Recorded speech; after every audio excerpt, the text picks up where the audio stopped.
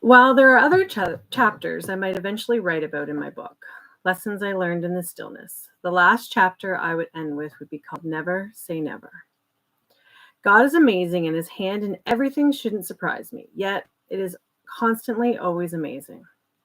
I had this message all planned out and written before knowing that I would begin as minister here starting in September.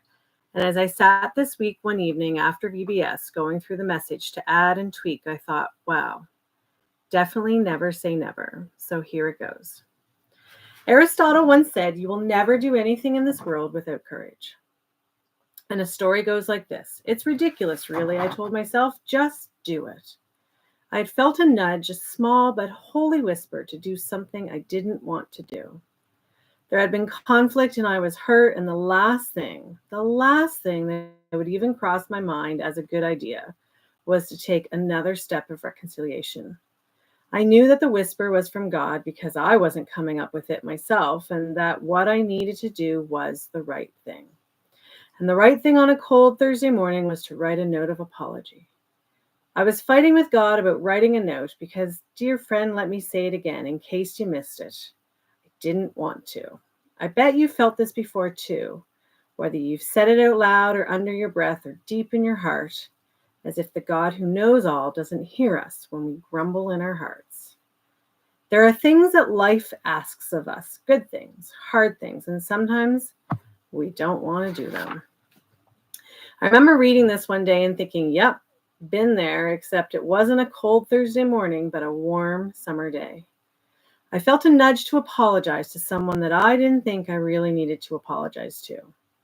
Sure, I wasn't fully off the hook, as I had some parts to blame in the whole situation, but so did they. In fact, I thought they had more parts to blame than I did, so why should I be the first one to apologize?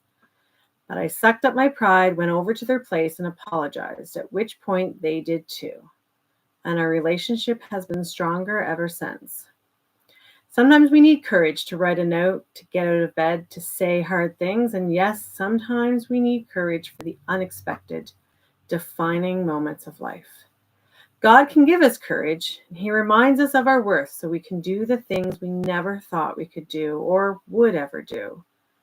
Courage doesn't come because we are extraordinary in ourselves, but because we have placed our full confidence in an extraordinary God. God is both grace and truth. When we think about our own life experiences, we believe the full truth about ourselves doesn't make people love us more, but instead is used to reject us.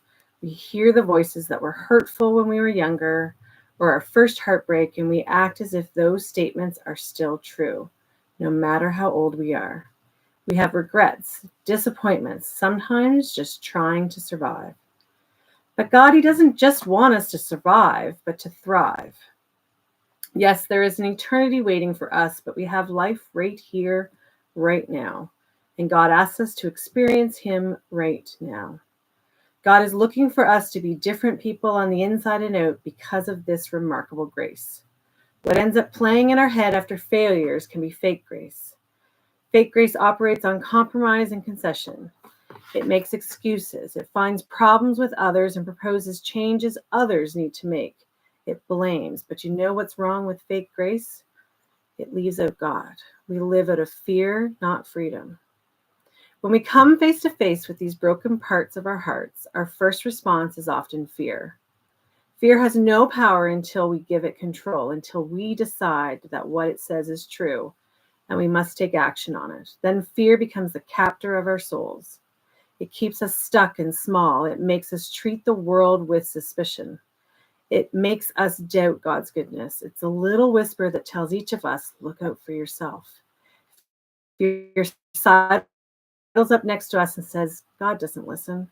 Fear sneaks in and suggests you'll never make it. Fear says God is against you. And when those voices get loud, we respond. We might go about our day with distracted and worried minds. We might choose to be silent when we want to speak up. We might ignore our heart's longing for adventure and purpose and choose the comfortable and known path instead. We might try to justify away our weakness. When we turn to the story of Moses found in Exodus 4, up until then, God had called to Moses within a burning bush and asked him to go to Pharaoh to bring the Israelites out of Egypt. out of slavery. And so it reads, Moses answered, "What if they do not believe me or listen to me and say, 'The Lord did not appear to you'?" Then the Lord said to him, "What is that in your hand?" "A staff," he replied. The Lord said, "Throw it on the ground." Moses threw it on the ground, and it became a snake, and he ran from it. Then the Lord said to him, "Reach out your hand and take it by the tail." So Moses reached out and took hold of the snake, and it turned back into a staff in his hand. "This," said the Lord, "is so that they may believe that the Lord, the God of their fathers, the God of Abraham, the God of Isaac, and the God of Jacob, has appeared to you." Then the Lord said, "Put your hand inside your cloak." So Moses put his hand into his cloak, and when he took it out, the skin was leprous. It had become as white as snow. "Now put it back into your cloak," he said. So Moses put his hand back into his cloak, and when he took it out, it was restored like the rest of his flesh. Then the Lord said, "If they do not believe you or pay attention to the first sign, they may believe the second. But if they do not believe these two signs or listen to you, take some water from the Nile and pour it on the dry ground. The water you take from the river will become blood on the ground." At the beginning of this passage, Moses was really uncertain. He says, "What if they don't believe me or listen to me and say, 'The Lord did not appear to you,' even though God had reassured him?" In fact, Moses' reluctance and fear were caused by over-anticipation. He was worried about how the people might respond to him. Moses was not necessarily doubting God's promise, but he certainly was afraid the Israelites would doubt it. God knew that the Israelites would find it hard to trust Moses, and so he gave him backup miracles. They would need great convincing to join Moses to make demands on Pharaoh, who was persecuting them so severely. We often build up events in our minds and then become anxious over what might go wrong. God does not ask us to go where he has not provided the means to help. Go where he leads, trusting him to supply courage, confidence, and resources at the right moments. God then shows Moses signs of his believability to show to Pharaoh so that Moses can bring God's people out of Egypt. A staff was commonly a 3 to 6 foot wooden rod with a curved hook at the top. The shepherd used it for walking, guiding the sheep, killing snakes, and many other tasks. Still, it was just a stick. But God used the simple shepherd's staff Moses carried as a sign to teach him an important lesson. God sometimes takes joy in using ordinary things for extraordinary purposes. What are the ordinary things in your life? Your voice, a pen, a hammer, a broom, a musical instrument, the list goes on. Sometimes we think we don't have anything to offer for God to use, or it's too ordinary, or ours isn't special enough. Don't resist him using the everyday things you can contribute. Moses had no idea the power that his simple staff could yield when it became the staff of God. Moses also learned through these signs that God could cause or cure any kind of problem. In verse 5, God says this, the sign, is so that they may believe that the Lord, the God of their fathers, the God of Abraham, the God of Jacob, the God of Isaac, has appeared to you. God granted Moses 3 miraculous divine signs at his disposal to convince others of his authority to represent God. But I wonder, are the signs just for the Egyptians, but instead also for Moses? And if so, are we not like Moses? Do we not ask for signs from God to believe in what he is promising to us or asking of us? Overall, in this passage, God gave Moses 3 signs to show the Egyptians, saying after the first one, if they don't believe you or pay attention to the first one, they may believe the second. But if they do not believe these 2 signs or listen to you, do this as the third. Again, how many times do we ask God for signs because we either don't believe the first one or 2, or don't want to believe the first 1 or 2?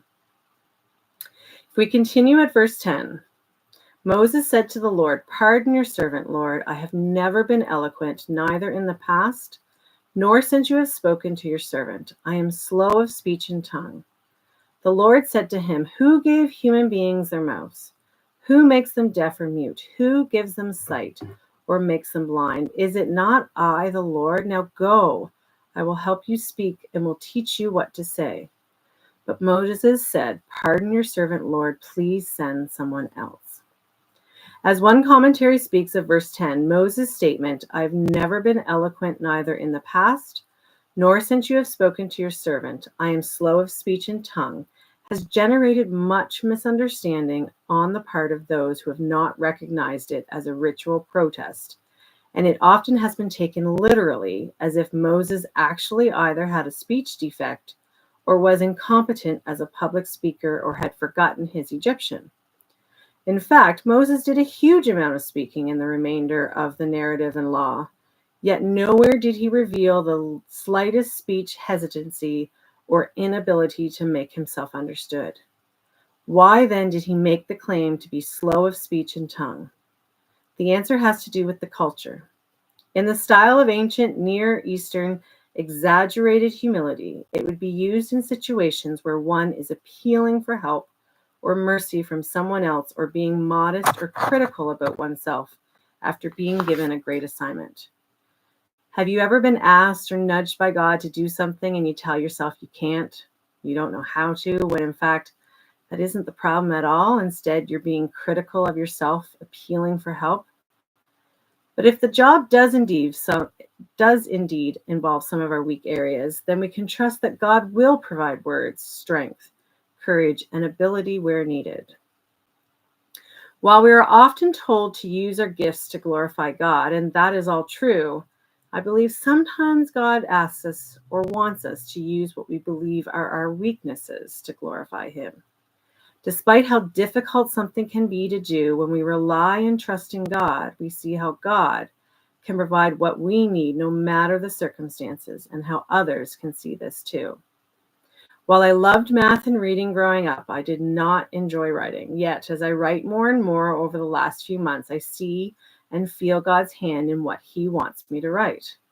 Not comfortable 1 ounce with public speaking, and as much as I can get everything either written down or laid out in my head exactly the way I want, telling myself to speak slowly or whatever, I can still mess up or don't get things the way I want them. But I know God can still use these words or moments for His glory.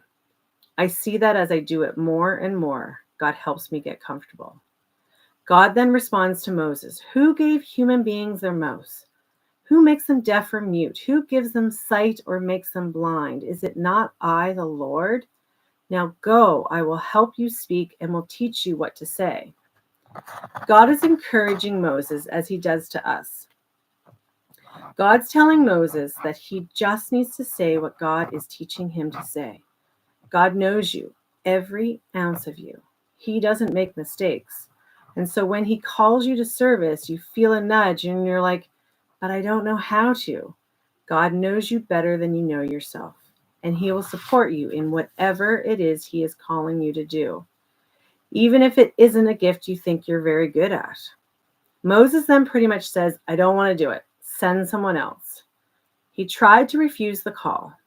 God is relentless and He doesn't give up, but it's a good thing He doesn't if we think back to the first story we looked at in July of Abram and Sarai. If God had just said after Abram and Sarai took things into their own hands and didn't follow His plan, "Never mind, not worth it," the Bible would be a much shorter story than it is, and the ending would be much different. But we all know how it ends, and God says we are worth it, and He wants you to know that you are worth it. He has called you for whatever reason because He knows you. You are His child, made in His image, and worth it. To end off the chapter, the Lord's anger burned against Moses, and He said, "What about your brother Aaron the Levite? I know he can speak well. He is already on his way to meet you, and he will be glad to see you. You shall speak to him and put words in his mouth. I will help both of you speak and will teach you what to do. He will speak to the people for you, and it will be as if he were your mouth, and as if you were God to him. But take this staff in your hand so you can perform the signs with it." While the passage begins with God's anger, Moses in fact experiences God's grace by God saying He would give him a helper in Aaron. Not because God thought he needed one, but to be an encouragement to Moses and not have to face the hostility alone. Moses ends up doing most of the speaking in the long run, especially as his courage and faith increased, thus needing Aaron less and less to speak for him. Finally, the chapter ends with the staff, which plays an important role in the Exodus story. Moses' staff is the ultimate immediate reassurance of God's presence with Moses as he enters upon the challenging task to which he has been called. Moses clung tightly to the staff as he left for Egypt to face the greatest challenge of his life. The staff was his assurance of God's presence and power. When feeling uncertain, some people need something to stabilize and reassure them. To assure us when we are facing great trials, God has given promises from his word and examples from great heroes of faith. Any Christian may cling tightly to these. As we grow in faith, we will outgrow our need for physical or temporary assurances and fully trust in God's word alone. What I hope you see is that no one except Jesus, who God used to do great things in this world, was perfect. I'm sure many of them never foresaw doing in their life what God ended up calling them to do. But with God, all things are possible. Despite what you may think that you're not good enough or you don't have the necessary skills or whatever other excuses you tell yourself, as I have over the years, God can use you if you just let him. His dreams are bigger than anything you could ever imagine. And God is looking for us to be different people on the inside and out because of his remarkable grace. As Paul writes to the Corinthians, which the Lord said to him, "My grace is sufficient for you, for power is made perfect in weakness. So I will boast all the more gladly of my weaknesses, so that the power of Christ may dwell in me. Therefore, I am content with weaknesses, insults, hardships, persecutions, and calamities for the sake of Christ.